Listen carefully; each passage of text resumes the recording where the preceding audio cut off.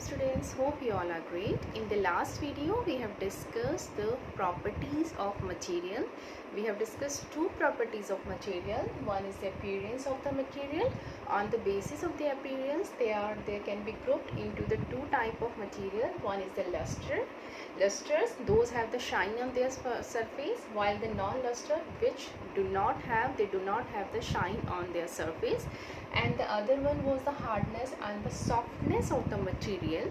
Hardness, the material which scratches the other material is called the hard material, and these kind of the property of this material is called the hardness of the material, while this material or the substance which gets scratched by the other materials are called the soft material. Now in this video we are going to discuss about the few more properties of the material, right?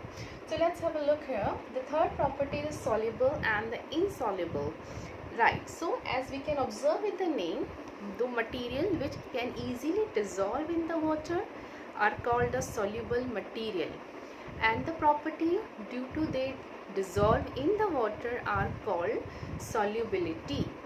And on the other hand, the material which do not dissolve in the water are called insoluble material, and the property due to they do not dissolve in the water are called insoluble materials, right?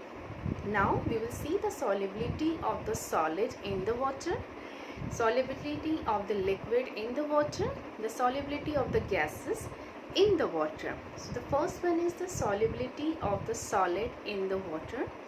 If we will talk about the few of the objects which are solid, like the plastic, wood, and these substances of the material do not dissolve in the water, while if we will talk about the materials like the common salt, sugar, right, they can easily dissolve in the water, right? So if we will do an experiment, if we will take few objects like the common salt, sugar, washing powder, chalk, mud, you can see, and mix with them into the water in the different test tubes, what you can see, the common soda, common salt, sugar and the washing powder, they can easily dissolve in the water, while the chalk powder and mud, they do not dissolve in the water, right? Now the second is the solubility of the liquid in the water, right? Again we will do an experiment. If we will take the few objects like the alcohol, lemon juice, kerosene oil, and again if we will mix these substances into the water, what we can see, the lemon juice, alcohol, they can completely dissolve in the water, right?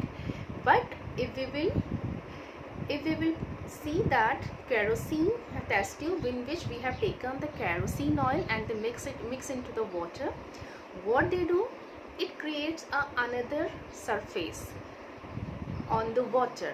वो पानी पे एक अलग से surface अपने लिए create कर लेती है. So this is the solubility of the liquid in the water. That means the few substances can easily dissolve, few liquids can easily dissolve in the water while other cannot. Now the third is the solubility of the gases in the water. Most of the gases do not dissolve in the water, but if we will talk about the nitrogen and the oxygen, they are slightly, not completely, they are slightly soluble in the water or they dissolve in the water, because water animals like the fishes need the oxygen to breathe in the water, and the carbon dioxide is used by the plants to prepare their food by using the sunlight, right, and the water. And the rest of the gases like the nitrogen, hydrogen, they do not dissolve in the water. Now the fourth property is the floatage and the sinkage of the material in the water. If we will talk about the few objects which can easily sink into the water, like if we will do an experiment, if we will take a basket at home, right, and if we will take few objects like the leaf, plastic ball, coin, a screw, so what you observe, the substances of material which are lighter in the weight, जो वजन में हल्के हैं, they will float on the surface, पानी की सतह पे तैरते हैं, but while who are heavier in the weight, they will easily sink into the water, वो पानी में डूब जाते हैं. Like if we will taken the leaf will float on the water. Plastic ball, it will also float on the water, but the coin and the screw, it can easily sink into the water, वो पानी में डूब जाएगी. That means the material have the properties of the floatage and sinkage. The next is transparency. Now if we will talk about this property, you can see there are few material who are transparent. Transparent means a material which allow us to see from one side to the another side is called transparent material, right? Like the example is, best example is glass, which we can see at the window of our house. In school we can also see these are the door of the schools as well, right? So these kind of the material are called the transparent material, and the property due to which they allowed us to see from one side to the another side is called the transparency of the material. Now if what we will do, if we will take if we will put a paper on the transparent material, right? Suppose if you have a window at home, if you will apply a newspaper on it, can you see the outside of the window?